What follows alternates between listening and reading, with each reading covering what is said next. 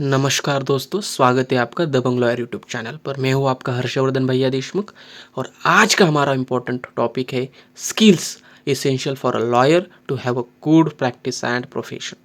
तो स्किल्स देखेंगे एडवोकेट्स के पास होनी चाहिए। अगर कोई लीगल प्रोफेशन में आ रहा है या कोई प्रैक्टिस कर रहा है कोर्ट्स में, तो उसके पास ये स्किल्स होना ज़रूरी है। समझ रहे हो? तो आज हम देखेंगे skills essential for a lawyer to have a good practice and profession. तो सबसे पहला स्किल है पब्लिक स्पीकिंग। अब इसके बारे में बताने की कोई ज़रूरत नहीं है कि पब्लिक स्पीकिंग कितना ज़रूरी है। और सबसे पहले बता दूं कि एक ओवरऑल में पॉइंट्स आपको बता दूंगा, पूरा रीड करके मतलब रीड नहीं करता बैठूंगा मैं, इन शॉर्ट आपको बताऊंगा। तो पब्लिक स्पीकिंग के बारे में कोई बताने की ज़रूरत है क्या आपको? A lawyer speech is a crucial tool in their professional profession. तो लॉयर्स का स्पीच एक क्रूशियल टूल है, एक आपका हथियार है वो basically. There speech should be informative, cultured, competent, clear, concise, logical, convincing and expressive. तो एक इन्फॉर्मेशन आपके पास होनी चाहिए, कल्चर मतलब आप बोलोगे तो ऐसे ही कुछ बोलने का नहीं भाई, या आपका जो वर्डिंग होगी, आप जो बोलोगे रिस्पेक्टफुली बोलना है आपको। समझ रहे हो?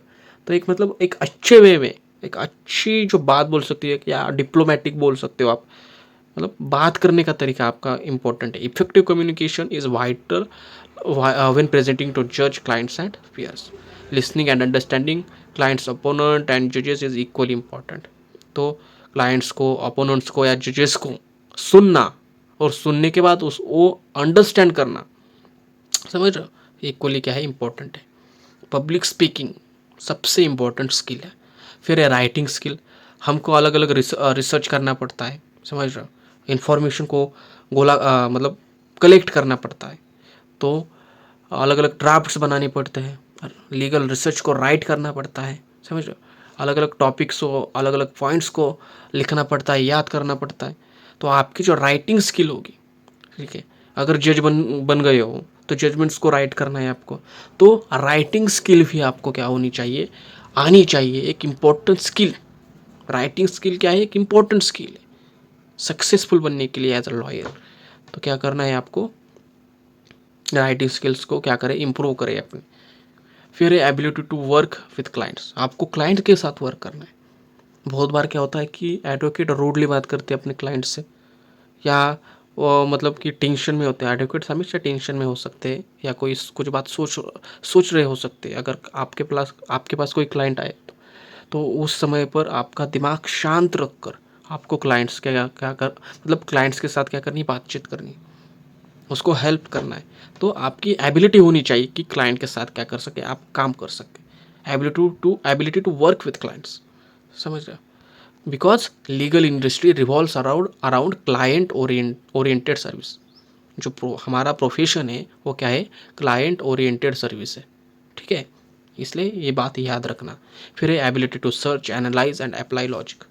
आपको क्या करना है, सर्च करना है, लीगल रिसर्च करना है। फिर जो इन्फॉर्मेशन आएगी, इन्फॉर्मेशन आप जो निकालेंगे उसको एनालाइज भी तो करना है। और फिर उस इंफॉर्मेशन को जिसको आपने एनालाइज किया है उसको अप्लाई भी तो करना है लॉजिक के साथ, समझ रहे हो?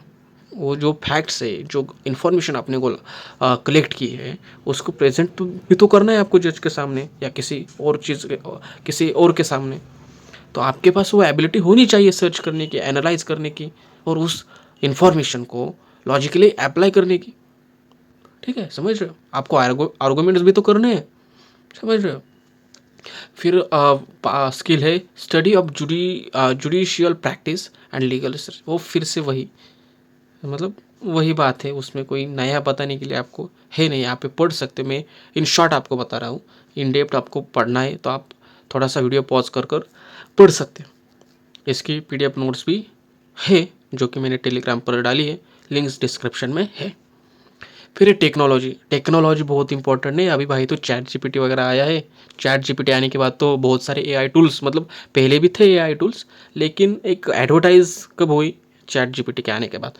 तो टूल्स बहुत इंपॉर्टेंट है, जैसे कि वॉइस टू टेक्स्ट है, ठीक है, हम बोलते हैं तो टेक्स्ट हो जाता है, तो टाइप करने का भी टाइम बच जाता है। लीगल रिसर्च के लिए अलग अलग वेबसाइट्स है, समझ रहे हो, ग्लोबल वेबसाइट्स है, ग्लोबल इन्फॉर्मेशन हम ले सकते हैं। इंटरनेट का यूज़ किया, मोबाइल्स, लैपटॉप्स का, टैब्स का यूज़ किया जाता है, अब तो वीडियो कॉन्फ्रेंस का यूज़ किया जाता है। तो बहुत सारी टेक्नोलॉजी आपको आनी चाहिए। एक स्किल है, टेक्नोलॉजी का यूज़ करना भी एक स्किल है। ट्रेडिशनल प्रैक्टिस अब नहीं चलेगी, आपको अपडेट होना पड़ेगा। फिर है knowledge of basic laws and legal procedures. तो सबसे पहले लॉयर कब बनोगे आप? जब आप लीगल प्रोसीजर को जानोगे, जब आप लॉज को जानोगे। तो आपको क्या करना है, एक बेसिक लॉ तो कम से कम होना चाहिए आपको। बेसिक लॉज तो आपको होना चाहिए, जैसे कि आईपीसी, सीआरपीसी, जो कि अब मतलब चेंज हो चुके हैं, समझ रहे हो। अब भारतीय भारतीय से नाम शुरू होता है, हिंदी नामकरण हुआ है उसका, अलग अलग मतलब अभी पास तो हुआ है, प्रेसिडेंट का एसेंट तो मिल चुका है, लेकिन कब इफेक्टिव हो गए, कब इफेक्ट में आएंगे पता नहीं। तो अभी तक के लिए तो आईपीसी, सीआरपीसी ही बोल सकते हो, लेकिन उसका ड्राफ्ट तो गूगल पर अवेलेबल है, आप जाकर चेक कर सकते हो। जो 3 नए लॉज अभी पास हुए हैं पार्लियामेंट से, आपको मिलेंगे। तो उसका भी नॉलेज अगर आप रखते हो तो भी अच्छी बात है ना, पहले से ही रखोगे ये नॉलेज, तो बाद में जाकर आपको क्या होगा, आसानी जाएगी समझने के लिए। तो बेसिक लॉज को आपकी जानकारी, मतलब बेसिक लॉज की जानकारी या नॉलेज आपको होना चाहिए। बेसिक लीगल प्रोसीजर्स का नॉलेज आपको होना चाहिए, तभी जाकर क्या हो सकता है, आप एक अच्छे वकील बन सकते हो। फिर टाइम मैनेजमेंट तो बहुत ही इंपॉर्टेंट है, चाहे फिर लीगल प्रोफेशन में हो या फिर आपकी ज़िंदगी में हो। तो टाइम मैनेजमेंट भाई बहुत इंपॉर्टेंट है, क्योंकि lawyers often work in a paper hour. लोग आवर के हिसाब से काम करते हैं, घंटों के हिसाब से काम करते हैं, समझ रहे हो। लॉयर्स घंटों के हिसाब से भी काम करते हैं, टाइम के हिसाब से काम करते हैं। उनके स्ट्रिक्ट डेडलाइंस हो सकते हैं, टाइट टाइम लाइन्स हो सकते हैं, हैवी वर्कलोड उनके ऊपर होता है। तो टाइम मैनेजमेंट आपके पास एक स्किल होना ही चाहिए। फिर organizational skills are vital for managing large amounts of information such as documents and files. Lawyers should effectively structure cases from diverse and voluminous information sources. Proficiency in using applications that assist with data management is a key component of this skill. तो organisation skill, आपको organise करना, ये सब कुछ चीज़ है। आपके पास cases आए हैं, तो आपको डॉक्यूमेंट्स हो या कि कोई और चीज़ हो, आपको सबको ऑर्गेनाइज करके आपको क्या करना है, इंफॉर्मेशन भी आपको कलेक्ट करनी है। तो सब कुछ चीज़ें आपको ऑर्गेनाइज करनी पड़ती है।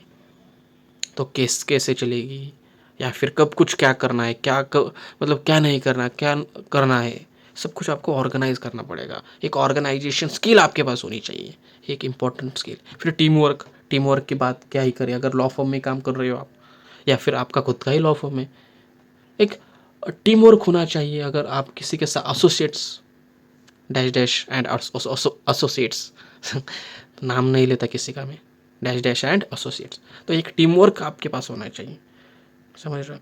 Lawyers often work in collaboration with others. हम कोलाब्रेशन में काम करते हैं, रील्स कोलाब्रेशन नहीं बोल रहे हम, इंस्टाग्राम के रील्स कोलाब्रेशन नहीं काम बोल रहे, इन एक्चुअल ज़िंदगी में कोलाब्रेशन बोल रहे हैं, एक लॉयर का दूसरे लॉयर के साथ। Even if they are solo practitioner, अगर वो सोलो प्रैक्टिशनर्स हो गए, तब भी हमको क्या करना है, मतलब हमारा एक मतलब काम तो होते हैं ना, किसी के ना किसी का कुछ ना कुछ काम होता है किसी ना किसी के पास।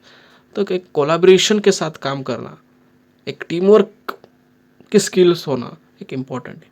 The ability to function effectively in a team, coordinate and share information and knowledge. तो इन्फॉर्मेशन भी शेयर होगी, नॉलेज भी शेयर होगा। आप अगर आप टीम वर्क में काम करते हो, या आपकी ड्यूटी भी है कि इन्फॉर्मेशन को शेयर करें, नॉलेज को शेयर करें, कम्युनिकेट करें efficiently with colleague, employees, clients and experts is crucial.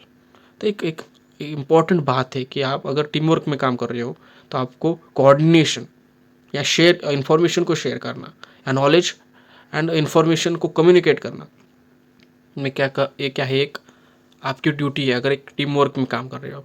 तो public speaking and participation in team events, meetings and conferences are also part of this skill set. तो ये भी क्या है, टीम वर्क के स्किल सेट्स है। तो टीम वर्क पता है ना आपको, एक एक अच्छा क्रिकेट मैच कब हो सकता है, अगर उस 11 प्लेयर्स में टीम वर्क हो, समझ रहे हो, कोऑर्डिनेशन हो उनमें, तो वही क्या हो सकता है, एक अच्छा मैच हो सकता है। मैं नहीं कहूँगा कि जीतेंगे, लेकिन एक अच्छा मैच हो सकता है। तो ये सारे हमने लगभग 10 स्किल्स एक इम्पॉर्टेंट स्किल्स आज हमने देखे। तो skills essential for a lawyer to have a good practice and profession. I hope आपको वीडियो पसंद आया हो। कोई इशू है DM कर सकते हो @Dabang lawyer Instagram page, links description में है। तो मिलते हैं अगले वीडियो में।